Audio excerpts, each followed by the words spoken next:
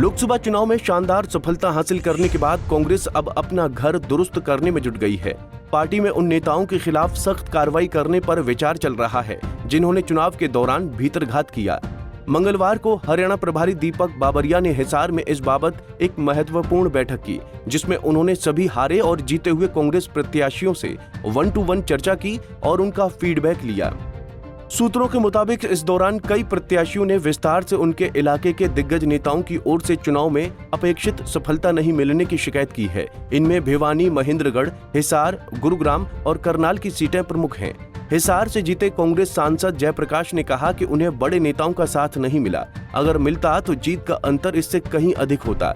JP पिछले दिनों बृजेंद्र सिंह के समर्थकों पर चुनाव में बीजेपी की मदद करने का आरोप लगा चुके हैं। कई लोगों के नाम लिए कि इन्होंने अभी तो ज्वाइन करी थी कांग्रेस बृजेंद्र सिंह के साथ।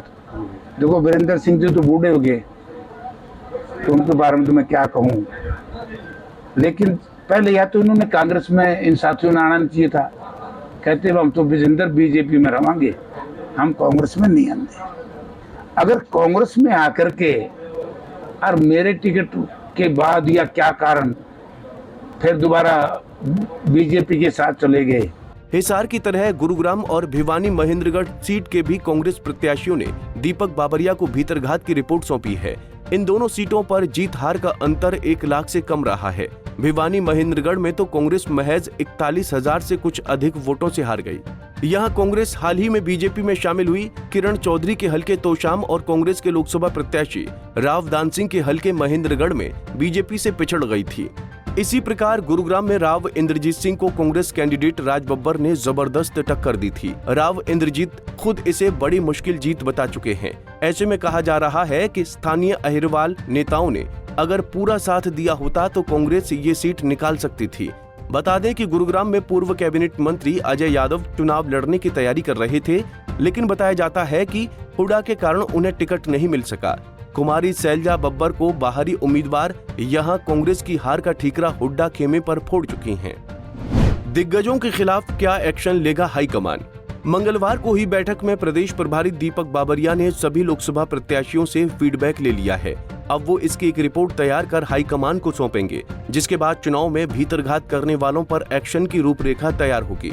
इनमें कई दिग्गज निशाने पर आ सकते हैं। बताया जाता है कि सजा के रूप में इन दिग्गज नेताओं के परिवार के सदस्यों को विधानसभा चुनाव में टिकट देने से पार्टी परहेज कर सकती है। ऐसे में उचाना से चुनाव लड़ने की तैयारी कर रहे बृजेंद्र सिंह और रेवाड़ी से कांग्रेस विधायक चिरंजीव राव जैसे नेता पुत्रों को झटका लग सकता है। हालांकि कैप्टन अजय यादव के बेटे राव टिकट कटने की खबरों पर कड़ा रुख अख्तियार करते हुए कह चुके हैं, उनका टिकट काटने की किसी की हैसियत नहीं है। जब हमने पूरा जीवन इस कांग्रेस पार्टी में निकाल दिया है, ना तो कांग्रेस पार्टी को हम छोड़ सकते, ना कांग्रेस पार्टी हमें छोड़ सकती। हम कांग्रेस पार्टी है, कांग्रेस पार्टी हमारी है। एक चर्चा ये भी है कि हुड्डा साहब ने जैसे कप्तान साहब की टिकट कटवाई, तो विधायक साहब की भी टिकट कट सकती है। मैं किसी और की तो टिकट कटवा सकता हूँ, मेरी टिकट कोई नहीं काट सकता। कुल मिलाकर आने वाले दिनों में हरियाणा कांग्रेस में सियासी उठापटक और अधिक देखने को मिल सकती है। दीपक बाबरिया को जिन नेताओं की शिकायतें मिली हैं, उनमें अधिकांश हुड्डा विरोधी माने जाते हैं। ऐसे में हाईकमान का इन नेताओं के खिलाफ कोई भी एक्शन हरियाणा कांग्रेस में हुड्डा के वर्चस्व को और मजबूती देगा। Bureau report, Punjab Kesari TV.